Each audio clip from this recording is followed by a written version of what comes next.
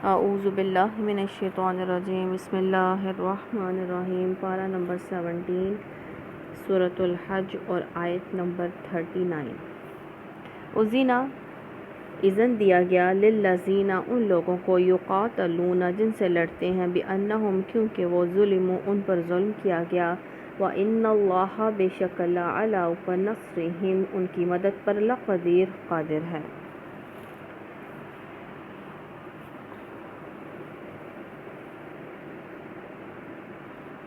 یہ قتال فی سبیل اللہ کے بارے میں پہلی آیت ہے جو نازل ہوئی۔ اس آیت میں صرف اجازت دی گئی تھی، بعد میں سورہ بقرہ کی وہ آیات نازل ہوئیں جن میں جنگ کا حکم دے دیا گیا تھا۔ مٹھی بھر مسلمان تھے یہ، اللہ سبحانہ تعالیٰ ان کو تمام مشرکین عرب پر غالب کر سکتا ہے۔ جب جنگ کرنے کی اجازت دی گئی تو مسلمانوں کی تعداد ایک معمولی قصبے تک محدود تھی۔ مہاجرین اور انصار مل کر 1000 کی تعداد تک نہ پہنچے تھے، اور قریش تنہا نہ تھے بلکہ عرب کے دوسرے مشرک قبائل بھی ان کی پشت پر تھے، اور بعد میں یہودی بھی ان کے ساتھ مل گئے۔ اس پر ارشاد ہوا کہ اللہ سبحانہ تعالیٰ ان کی مدد پر قادر ہے۔ اس سے اللہ سبحانہ تعالیٰ نے مسلمانوں کی ڈھارس جو ہے وہ بندھائی گئی اس آیت سے، اللہ سبحانہ تعالیٰ کے ارشاد سے، اور کفار کو بھی یہ متنبع کر دیا گیا کہ تمہارے مقابلے میں دراصل مٹھی بھر مسلمان نہیں ہیں، بلکہ مقابلہ تم خدا سے کر رہے ہو، اور اس کے مقابلے کی جو ہے وہ ہے ہمت، تو سامنے جو ہے وہ آ جاؤ، کیونکہ اللہ تو مٹھی بھر مسلمانوں ہی کے ساتھ ہے، اور اللہ ان کی مدد کرنے پر بھی قادر ہے۔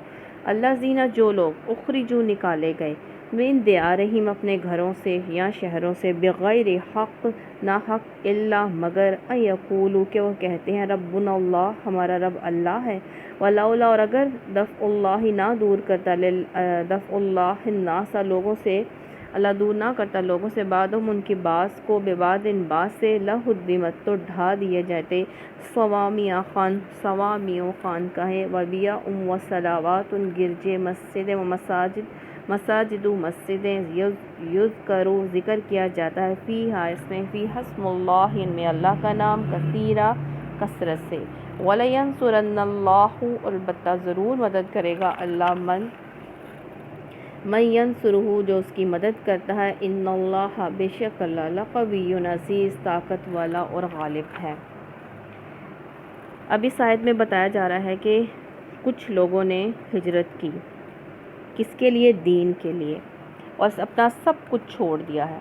اور کیا تھا ان کا، کیوں وہ گئے اپنے گھر سب چھوڑ کے؟ وہ کہتے تھے کہ اللہ ایک ہے، ہمارا رب اللہ ہے اور کوئی نہیں ہے، معبود صرف ایک ہے ہمارا۔ حضرت صہیب رومی رضی اللہ تعالیٰ عنہ جب ہجرت کرنے لگے نا، تو کفار قریش نے ان سے کہا کہ تم یہاں خالی ہاتھ آئے تھے، اور اب خوب مالدار ہو گئے ہو، تو تمہیں جانا ہو تو خالی ہاتھ ہی جا سکتے ہو، اپنا مال نہیں لے کر جا سکتے۔ حالانکہ جو کچھ انہوں نے کمایا تھا اپنے ہاتھ سے کمایا تھا، کسی کا دیا نہیں کھاتے تھے، سب کچھ انہوں نے ظالموں کے حوالے کر کے، اور صرف مدینے پہنچے تو کیا تھا، تن پہ کپڑوں کے سوا ان کے پاس کچھ نہیں تھا، جو تن پہ پہنے تھے صرف وہی کپڑے تھے، ان کے پاس کچھ بھی نہیں تھا، سب کچھ انہوں نے اللہ اور اس کے رسول صلی اللہ علیہ وسلم کے لیے، دین اسلام کے لیے جو ہے وہ چھوڑ دیا۔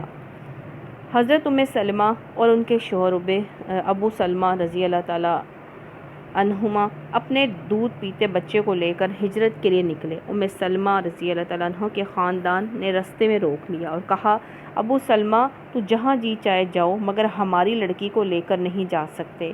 مجبوراً بیوی بچے کو چھوڑ کر وہ چلے گئے۔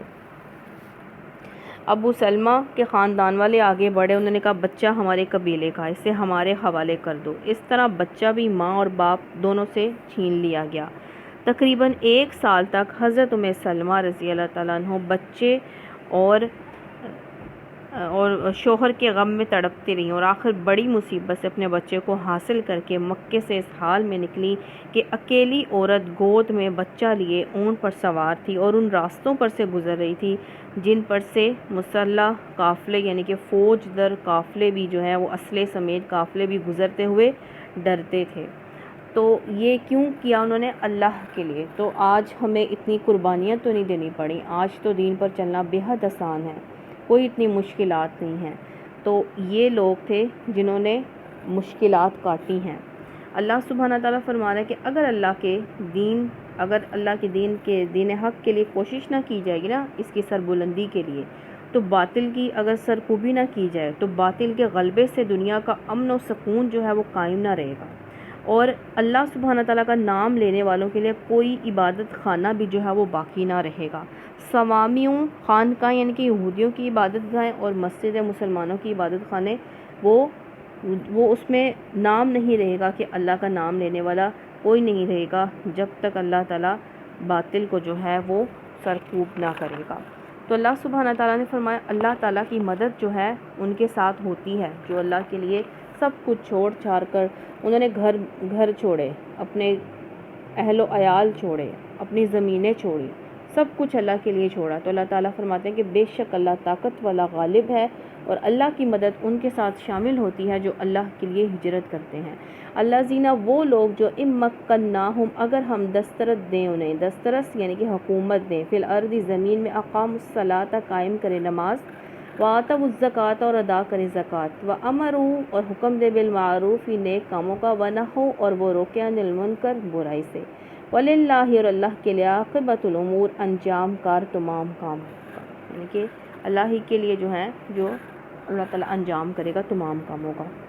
تو اب یہاں پہ یہ بتایا جا رہا ہے کہ اگر اللہ تعالیٰ کے مددگار اور اس کی مدد، اور اللہ تعالیٰ کی جو ہے وہ مدد کس لوگوں کو ملے گی؟ ایسے لوگوں کو ملے گی جن میں یہ صفات ہوگی کہ اگر دنیا میں حکومت مل جائے، بادشاہی مل جائے، تو وہ غرور کی بجائے نماز قائم کریں گے، ان کی دولت عیاشیوں اور نفس پرستوں کی بجائے زکوٰۃ دینے میں خرچ ہوگی، ان کی حکومت نیکی کو دبانے کی بجائے اسے فروغ دینے کی خدمت جو ہے وہ انجام دیں گے، اور برائی کو جو ہے وہ ختم کرنے کی، مٹانے کی کوشش کریں گے۔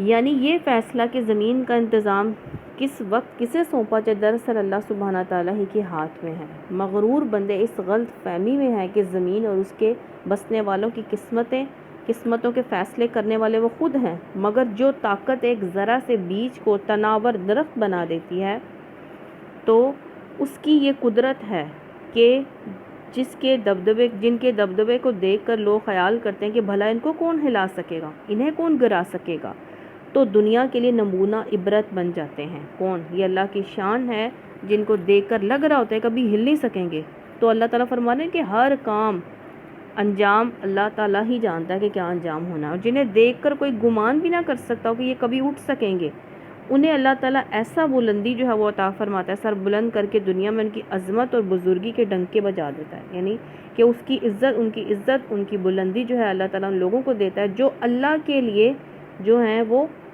کام کرتے ہیں، ہجرت کرتے ہیں، سب کچھ چھوڑتے ہیں اللہ کے لیے۔ تو اللہ تعالیٰ فرماتے ہیں کہ لگ رہا تھا کہ ان کو کچھ بھی نہیں ملے گا، تو اللہ تعالیٰ نے پھر کافروں کو سرنگو کیا، اور وہاں کے صحابہ کرام کو کیسا اللہ تعالیٰ نے جو ہے وہ حکومت جو ہے وہ عطا فرمائی، اور دنیا کے لیے بھی یہی جو ہے یہ قانون ہے اللہ تعالیٰ کا۔ لیکن آج اسلامی ملک میں بد امنی اور فساد، قتل و غارت ہے، اور پستی زبوں حالی ہے۔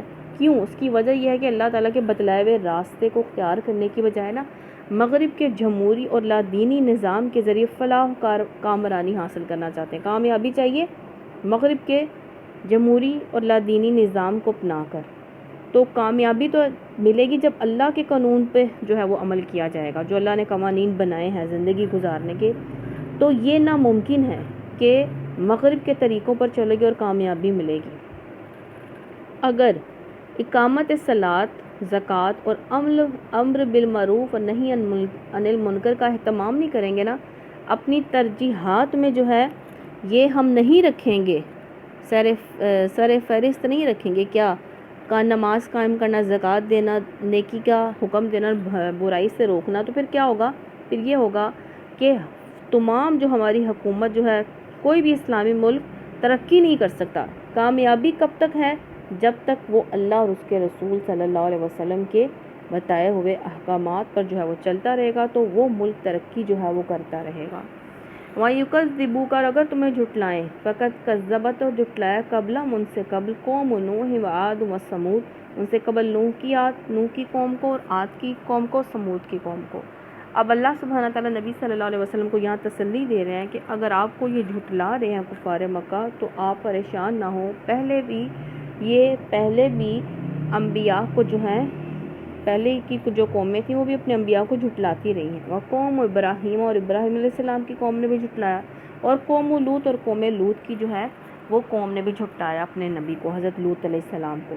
وَصَحَابُ مدین، اور مدین والوں نے بھی ایسا کیا. وَكُذِّبَ، اور جھٹلایا گیا. موسیٰ علیہ السلام کو بھی جھٹلایا گیا. فَأَمْلَيْتُ، پس میں نے ڈھیل دی. لِلْكَافِرِينَ، کافروں کو. ثُمَّ پھر أَخَذْتُهُمْ، پھر میں نے انہیں پکڑ لیا. فَكَيْفَ، تو کیسا وَكَانَ، میرا نکیر، انکار کرنا. یعنی ان میں سے کسی قوم کو بھی نبی کی تکذیب کرتے ہوئے فوراً نہیں پکڑ لیا گیا، بلکہ ہر ایک کو سوچنے سمجھنے کے لیے کافی وقت دیا گیا، پھر گرفت ہوئی. اگر کافروں نے بھی دی ہوئی مہلت سے فائدہ نہ اٹھایا تو ان کا انجام بھی وہی ہو کر رہنا ہے جو پہلی قوموں کا ہوا ہے. تو یہ مہلت جو ہے ہر انسان کو ملی ہوئی ہے. ہر انسان کو اس کی زندگی تک کی مہلت ہے کہ وہ اپنے رب کو اور اس کے رسول صلی اللہ علیہ وسلم کو راضی کر لے اور حقوق العباد نبھا دے. فرائض پورے کرنے ہیں. راضی نہیں ہوتی دنیا، راضی کس کو کرنا ہے؟ اللہ کے رسول کو. اور فرائض کس کے نبھانے ہیں؟ بندوں کے فرائض نبھانے ہیں جو ہم پر حقوق العباد ہیں وہ. فَكَأَيٍّ مِّن، تو کتنی بستیاں ہیں. قَرْيَةٍ، بستیاں. أَهْلَكْنَاهَا، ہم نے ہلاک کیا انہیں. وَهِيَ، اور وہ. ظَالِمَةٌ، ظالم. فَهِيَ، کہ وہ. خَاوِيَةٌ عَلَىٰ عُرُوشِهَا، گری پڑی ہیں، الٹی پڑی ہیں اپنے چھتوں پر. وَبِئْرٍ مُّعَطَّلَةٍ، اور کنویں بیکار. قصر مشید، اور وہ بہت محل کھنڈر بنے ہوئے ہیں جن پر انسان غرور کرتا تھا، جن پر اپنے گھروں پر، اپنے محلوں پر، اپنے کنووں پر کہ ہمارے پاس پانی کے اتنے کنویں ہیں، اتنے ہمارے گھر ہیں، اتنے محل ہیں، سب کھنڈر بنے پڑے ہوئے ہیں. اللہ تعالیٰ کی آیات کا، اللہ تعالیٰ کے احکامات کا انکار کیا تو اللہ سبحانہ تعالیٰ فرماتے ہیں کہ کس طرح میں نے اپنی نعمتوں سے انہیں محروم کر کے ہلاک کر دیا. جس چیز کا وہ غرور کرتے تھے وہ سب کھنڈر بن کر جو ہے وہ پڑا ہوا ہے. افلم، پس کیا. یسیر، وہ چلتے پھرتے نہیں. فی الارض، زمین پہ. فتکون، کہ جو ہو جاتے. لہم، ان کے. قلوب، دل. یعقلون، وہ سمجھنے لگتے. بیہا، ان سے. او، یا. آذان یسمعون، یا وہ کان سے سننے لگتے. بیہا، ان سے. فإنہا، کیونکہ در حقیقت. لا تعمی الابصار، اندھی نہیں ہوتی آنکھیں. ولیکن، لیکن. تعمی القلوب، اندھے ہو جاتے ہیں دل. قلوب التی، اور وہ جو. فی الصدور، جو سینوں میں نا دل، وہ اندھے ہو جاتے ہیں. تو اب یہاں پہ بتایا جا رہا ہے کہ ان کے دل سمجھنے والے اور کان سننے والے ہوتے. حقیقت یہ ہے کہ ان کی آنکھیں نہیں اندھی تھیں، دل کے اندھے تھے. کیونکہ دل بدلے تو زندگی بدلتی ہے. کیا انہوں نے دیکھا نہیں؟ چل پھر کر دیکھتے کہ کیسے جو ہے اتنی عمارتیں، اتنے محل کھنڈر بنے پڑے ہیں، کوئی نظر نہیں آتا وہاں پہ. تو اگر یہ سوچنے والے ہوتے، اگر ان کے دل جو ہے وہ جاگ رہا ہوتا، دل میں کوئی بھی جو ہے وہ انسان کے ایمان کا جو ہے وہ شرارہ ہوتا، تو وہ جاگتا اور دیکھتا کہ وہ تو چلے گئے ہیں، ہم نے بھی چلے جانا ہے، ہمیں اپنے اعمال جو ہے وہ درست کر لینے چاہیے. لیکن وہ اپنے جو ہیں وہ اس میں جہالتوں میں پڑے رہے. جب کوئی قوم ضلالت کے اس مقام پر پہنچ جائے نا کہ عبرت پذیری کی صلاحیت بھی کھو بیٹھے. عبرت کسی کے حال کو دیکھ کر اپنا حال بدل لینا، کسی کے خراب حال کو دیکھ کر اپنا حال بدل لینا. جب قوم جو ہے اس سے بھی گر جائے نا کہ اس کے دوسروں کے بد حال کو دیکھ کر وہ اپنے حال بھی نہ بدلے، دوسروں کو غلط کرتے ہوئے دیکھ کر اپنا آپ صحیح نہ کرے، تو ہدایت کی بجائے نا گزشتہ یعنی کہ پہلی قوموں کی طرح تباہی اس قوم کا مقدر بن جاتی ہے. تو ہمیشہ جب بھی کسی کو جو ہے وہ آپ دیکھیں، ہمیں دیکھنا چاہیے کہ ہم ایسی قوم کے بارے میں پڑھیں تو ہمیں اللہ تعالیٰ سے ہدایت کی دعا مانگتے رہنا چاہیے کہ اللہ تعالیٰ ہمارے دل کو بھی جو ہے وہ جاگتا رکھے اور ہمیں ہدایت دے کہ اللہ نے ہمیں اس راستے پر رکھا ہے نا تو ہمیں عمل کرنے والا بھی بنائے.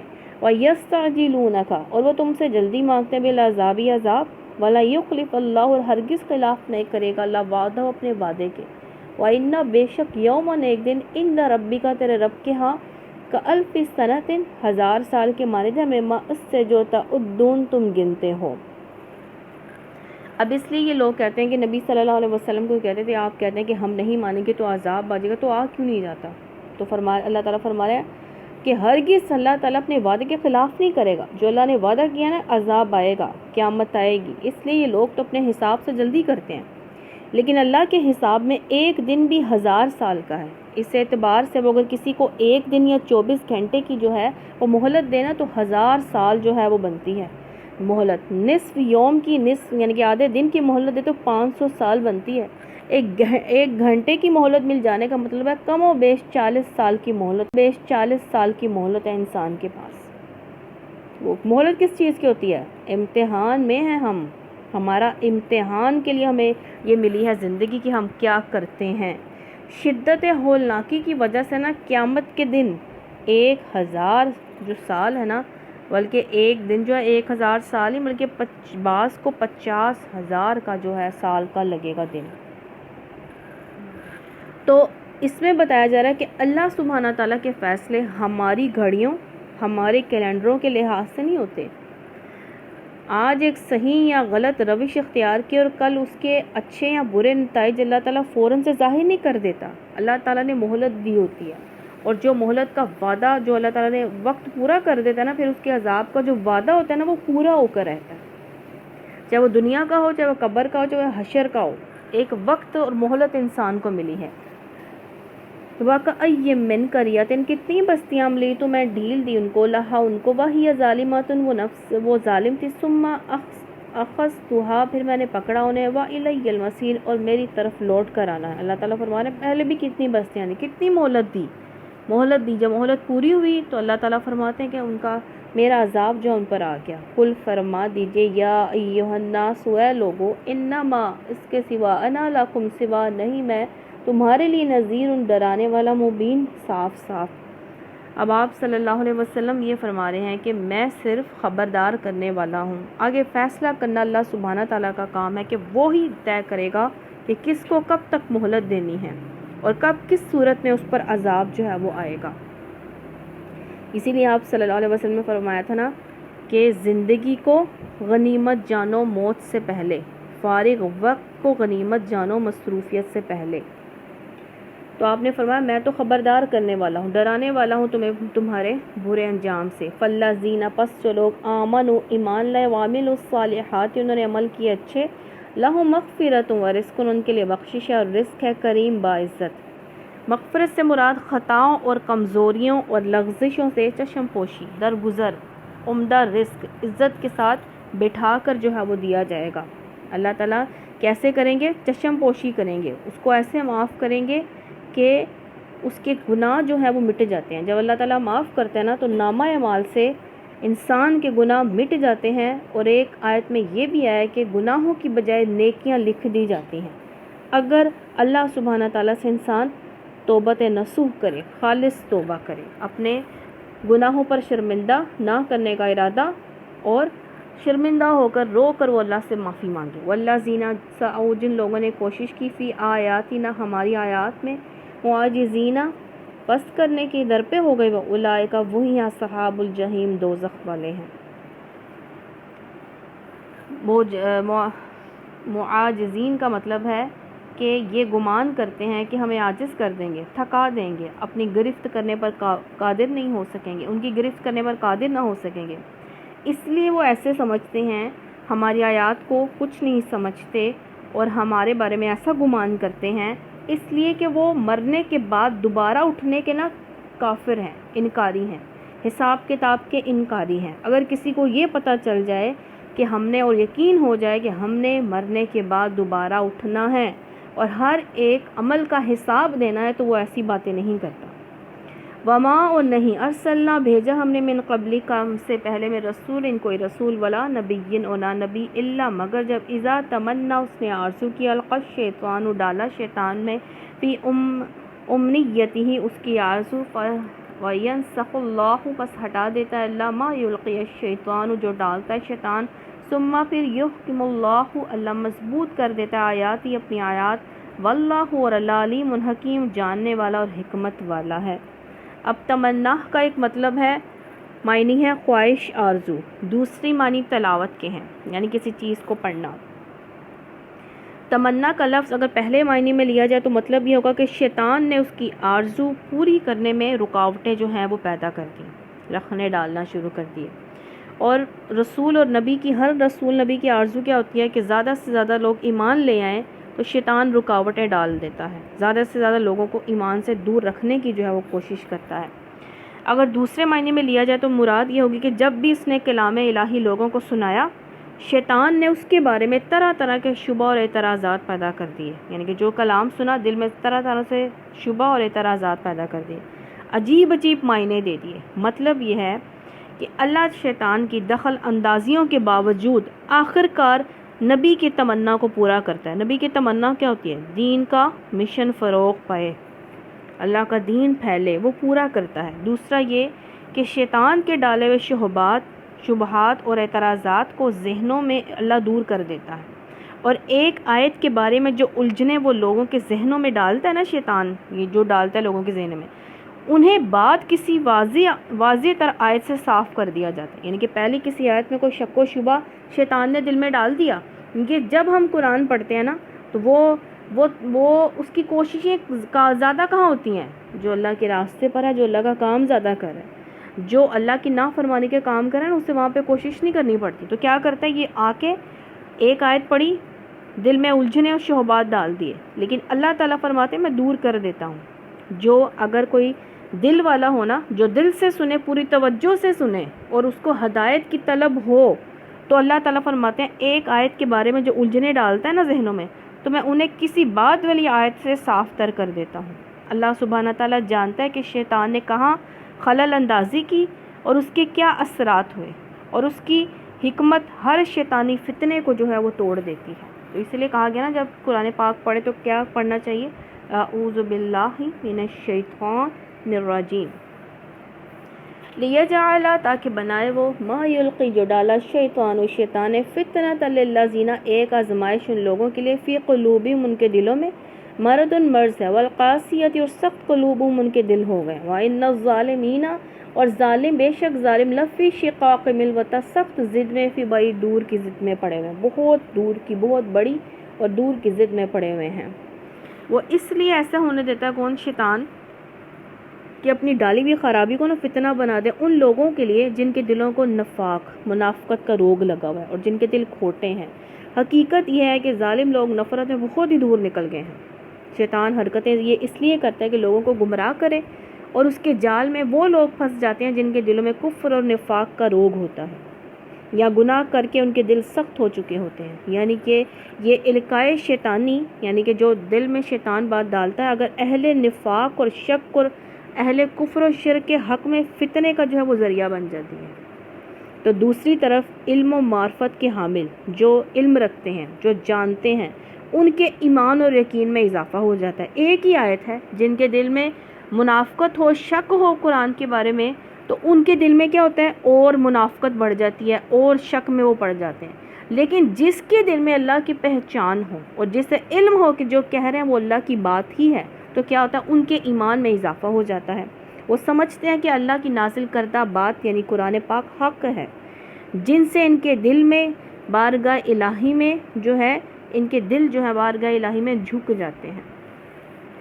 وَلِيَعْلَمَ الَّذِينَ، اللہ تاکہ جان لیں وہ لوگ، تجھے علم جنہیں دیا گیا، الحق کا، یہ حق میں ربی کا، تمہارے رب کی طرف سے، وَيُؤْمِنُ، تو وہ ایمان لے بھی اس پر، فَتُخْبِتَ، تو جھک جائیں، لَهُ قُلُوبُهُمْ، ان کے دل، إِنَّ اللَّهَ، بے شک اللہ، هَادِ الَّذِينَ، ہدایت دینے والا ہے، آمَنُوا، وہ لوگ جو ایمان لائے، إِلَىٰ، طرف، صراط مستقیم، سیدھے راستے کی طرف۔ جو ایسے لوگ قرآن سنتے ہیں تو ان کا دل جھک جاتا ہے، انہیں پتہ ہے یہ حق ہے، سچ بات ہے۔ دنیا میں بھی اور آخرت میں بھی اللہ تعالیٰ نا انہیں دنیا میں اس طرح کی رہنمائی کہ حق کی طرف رہنمائی کرتا ہے۔ دنیا میں کیا سیدھی راہ دکھاتا ہے اللہ، کہ ان کی رہنمائی حق کی طرف۔ حق کیا ہے؟ اللہ کی بات، سچ جو بات ہے اس کی طرف کرتا ہے، اور اس کو قبول اور پیروی کی توفیق سے بھی نواز دیتا ہے۔ صرف حق کی طرف رہنمائی نہیں کرتا اللہ تعالیٰ اس کو حق کو قبول کرنے کی اور پیروی کرنے کی بھی توفیق عطا فرماتا ہے، اور باطل کی سمجھ بھی ان کو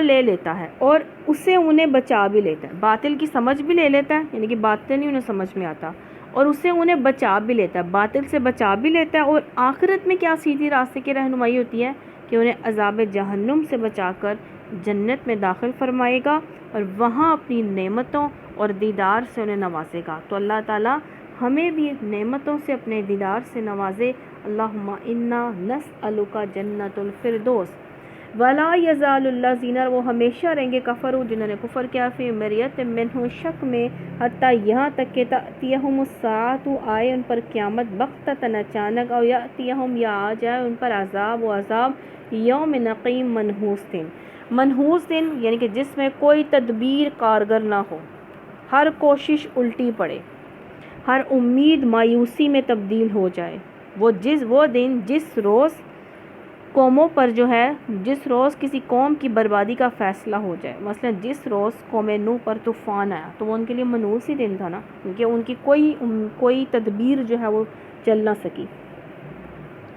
الملک، بادشاہ یومئذ للہ، اس دن اللہ کے لیے ہے، یحکم، فیصلہ کرے گا، بینہم ان کے درمیان، فالذین، پس جو لوگ آمنوا، ایمان لائے، وعملوا الصالحات، عمل کیے نیک، فی جنات النعیم، اچھی نعمتوں کے باغات میں ہوں گے۔ تو قیامت والے دن اللہ تعالیٰ فرمائیں گے کون ہے بادشاہ، تو اللہ تعالیٰ خود ہی جواب دیں گے کہ بادشاہ میں ہی ہوں، یعنی کہ اللہ ہی بادشاہ ہے، فیصلہ کرے گا سب کے درمیان، اللہ تعالیٰ فیصلہ کرے گا حق کے ساتھ، جن لوگوں نے نیک اعمال کیے ہوں گے وہ جنتوں میں جائیں گے۔ تو اللہم انا نسألک جنت الفردوس والذین کفروا، جن لوگوں نے کفر کیا، کذبوا، جھٹلایا، بھی آیاتنا، ہماری آیات کو، فاولئک، تو وہی لوگ، لہم عذاب مہین، ان کے لیے عذاب ہے رسوا کن، والذین ہاجروا، ان لوگوں نے ہجرت کی، فی سبیل اللہ، اللہ کے راستے میں، ثم قتلوا، پھر مارے گئے، او ماتوا، یا وہ مر گئے، یعنی اس ہجرت کی حالت میں موت آ گئی یا شہید ہو گئے، لا یرزقنہم اللہ، البتہ رزق دے گا اللہ، رزقا حسنا، انہیں رزق اچھا، وَإِنَّ اللَّهَ، یعنی کہ جنت کی نعمتیں وہ ختم نہ ہوں گی اور نہ فنا ہوں گی، وَإِنَّ اللَّهَ، بے شک اللہ ہوا خیر الرازقین، البتہ اللہ تعالیٰ بہترین جو ہے وہ رزق دینے والا ہے۔ لَيُدْخِلَنَّهُمْ، اور البتہ ضرور داخل کرے گا، مدخلاً، ایسے مقام میں، یردونہ، وہ اسے پسند کریں گے، وَإِنَّ اللَّهَ، بے شک اللہ علیم، حلیم، علم والا اور حلم والا ہے، یعنی کہ علم یعنی وہ جانتا ہے کہ کس نے فی الحقیقت اس کی راہ میں گھر بار چھوڑے اور وہ کس انعام کا مستحق، اللہ جانتا ہے۔ حلیم ہے یعنی ایسے لوگوں کی چھوٹی چھوٹی لغزشوں اور کمزوریوں کی وجہ سے ان کی خدمات، قربانیاں ضائع نہیں کی جائیں گی، وہ درگزر فرمائے گا اور ان کے قصوروں کو معاف فرمائے گا۔ ذالک، یہ بھی، ان اللہ، اس لیے کہ اللہ، یولج اللہ، یہ، ومن عاقب، اور جو ستایا، بمثلی، جسے ما عوقبہ، ستایا گیا، بھی، اس میں، ثم، پھر، بغیا، زیادتی کی گئی اس پر، لینصرنہ، ضرور مدد کرے گا اس کی اللہ، ان اللہ، بے شک اللہ، عفو، معاف کرنے والا، غفور، بخشنے والا ہے۔ اب یہاں پہ بتایا جا رہا ہے کہ جو ظالموں کے مقابلے میں قوت استعمال کرے، ایک مطلب یہ ہے کہ ظلم کے مقابلے میں بدلہ لے سکتا ہے، جتنا جس کے اوپر ظلم ہوا، زیادتی ہوئی، وہ اتنا بدلہ جو ہے وہ لے سکتا ہے، لیکن بدلہ لینے کی بجائے معاف کرنا اللہ کے ہاں اچھی چیز ہے۔ بدلہ لینا، بدلہ تو لے سکتے ہیں، جائز ہے، لیکن معاف کرنا اللہ تعالیٰ کو بے حد پسند ہے۔ دوسرا یہ کہ اللہ جس کے تم بندے ہو، عفو درگزر کرنے والا، اسی لیے تم کو بھی جہاں تک بھی تمہارے بس میں ہو، یعنی کہ جہاں تک ہمارے بس میں ہو، ہمیں عفو درگزر سے کام لینا چاہیے۔ اور اہل ایمان کے اخلاق کا زیور ہی کا ہے کہ وہ حلم طبیعت کے ہوتے ہیں، نرم طبیعت کے، نرم مزاجی کے ہوتے ہیں، اعلیٰ ظرف ہوتا ہے، اور ان کے وہ درگزر کرنے والے ہوتے ہیں۔ بدلہ لینے کا حق انہیں، یعنی کہ ہم سب کو حاصل ہے، مگر کیا ہے، اپنے ذہن میں انتقامانہ جو ذہنیت بن جاتی ہے نا انسان کی، کہ ہم نے انتقام لینا ہی لینا ہے، وہ اپنے اوپر لازم کر لینا، طاری کرنا، وہ موضوع نہیں ہے اہل ایمان والوں کے لیے۔ ذالک، یہ بھی، ان اللہ، بے شک اللہ داخل کرتا ہے رات کو نہاری دن میں، ویولج النہار فی اللیل، اور داخل کرتا ہے دن کو رات میں، وان اللہ سمیع بصیر، یہ کہ اللہ سننے اور دیکھنے والا ہے۔ اس میں بتایا جا رہا ہے کہ اللہ سبحانہ تعالیٰ رات کو اور دن میں داخل کرتا ہے نا، دن کو رات میں داخل کرتا ہے، تو اللہ تعالیٰ جن کی اقتدار کا سورج آج چمک رہا ہے نا، ان کے زوال و غروب کا منظر بھی دنیا کو جلد ہی دکھا سکتا ہے۔ آج مشکل ہے تو کل انسان کو خوشیاں بھی ملے گی، آسانیاں بھی ہوں گی، آج غم ہے تو کل آسانیاں بھی ہوں گی۔ تو ہر ایک کو عروج اور زوال جو ہے اس پر آتا ہے. تو اللہ تعالیٰ جس کو عروج دے وہ اپنے عروج میں جو ہے اللہ تعالیٰ عاجزی میں رکھے ہم سب کو, اور اللہ اگر تعالیٰ کسی بھی طرح سے اللہ تعالیٰ ہمیں زوال دے تو اللہ تعالیٰ ہم صابر اور پھر بھی شکر گزار جو ہیں وہ رہیں. تو اللہ تعالیٰ برے وقت سے ہر ایک کو بچا کے رکھے. ذالک یہ بھی ان اللہ, اس لیے کہ اللہ هو الحق, وہی حق ہے, وان اور یہ کہ ما یدعون جو پکارتے من دونی اس کے سوا, هو الباطل وہ باطل ہے, وان اللہ بے شک یہ کہ اللہ هو العلی الکبیر وہ بلند اور مرتبے والا ہے. یعنی کہ اللہ سے منہ موڑ کر ان کے اعتماد پر, یعنی کہ کسی اور کے اعتماد پر, یعنی کہ اللہ کے سوا تم جس کو معبود بناتے ہو ان کے اعتماد پر جینے والوں کو کبھی کامیابی نہیں مل سکتی. کامیابی انہیں ملے گی جو اللہ سبحانہ تعالیٰ کو اپنا معبود مانتے ہیں اور اسی کو پکارتے رہیں, ہر مدد کے لیے اسی کو پکارتے ہیں. علم ترا, کیا تو نے نہیں دیکھا, ان اللہ بے شک اللہ انزل من السماء ایمان اتارتا ہے آسمان سے پانی, فتصبح الارض تو ہو گئی زمین مخضرہ سرسبز, ان اللہ بے شک اللہ لطیف خبیر نہایت مہربان خبر رکھنے والا ہے. یعنی اللہ کی برسائی ہوئی بارش کا ایک چھینٹا پڑتے ہی نہ دیکھتے ہیں ہم کہ سوکھی ہوئی پڑی ہوئی زمین یکا یک لہلہا اٹھتی ہے. اسی طرح یہ وحی کا باران رحمت جو ہے نا آج ہو رہا ہے نا, عنقریب جو ہے یہ منظر دکھانے والا ہے کہ یہی عرب کا بنجر ریگستان, کون, مکہ کے بارے میں بات ہو رہی ہے, مکہ مدینہ کے بارے میں, علم اور اخلاق اور تہذیب صالحہ کا وہ گلزار بن جائے گا جو چشم فلک نے کبھی دیکھا نہ ہوگا. لطیف باریک بین ہے, اس کا حل علم جو ہے ہر چھوٹی بڑی چیز کو محیط ہے. یعنی اللہ سبحانہ تعالیٰ غیر محسوس طریقے سے نا اپنے ارادے پورے کرنے والا ہے. اس کی تدبیریں ایسی ہوتی ہیں کہ لوگ ان کے آغاز میں کبھی ان کے انجام کا تصور تک نہیں کر سکتے تھے. لاکھوں بچے دنیا میں پیدا ہوتے ہیں, کون جان سکتا ہے کہ ابراہیم کون ہے, جن کو ان کی قوم نے نکال دیا, آگ میں پھینکا, اللہ تعالیٰ نے بچا دیا, جو 3/4 دنیا کے روحانی پیشوا ہوں گے, کوئی کہہ سکتا تھا؟ نہیں. اور کون چنگیز ہے, کوئی مان سکتا تھا جو ایشیا اور یورپ کو جو ہے وہ تہ و بالا کر ڈالے گا؟ تو اللہ تعالیٰ اپنا کام کر کے رہتا ہے, اور اللہ غرض اللہ کے منصوبے اپنے ناقابل ادراک طریقوں سے, کسی کی عقل میں بھی نہیں آتا کہ یہ کام کیوں ہو رہا ہے, پورے ہوتے ہیں. جب تک کہ وہ تکمیل کو نہ پہنچے کسی کو پتہ ہی نہیں چلتا کہ یہ کس چیز کے لیے کام ہو رہا ہے. تو اللہ سبحانہ تعالیٰ تمام دنیا کے حالات ضروریات سے باخبر ہے, وہ جانتا ہے, وہ اپنے کام کرتا چلا جاتا ہے اور کسی کو خبر نہیں ہوتی. لہو اس کے لیے ما فی السماوات جو کچھ آسمانوں میں ہے, وہ ما فی الارض جو کچھ زمین میں ہے, وان اللہ بے شک اللہ هو الغنی الحمید وہی ہے بے نیاز تمام خوبیوں والا. تو سبحانک اللہم وبحمدک نشہد ان لا الہ الا انت نستغفرک ونتوب الیک. جو غلطی کو تاہی اللہ ہمیں معاف فرمائے, اس پر عمل کرنے کی توفیق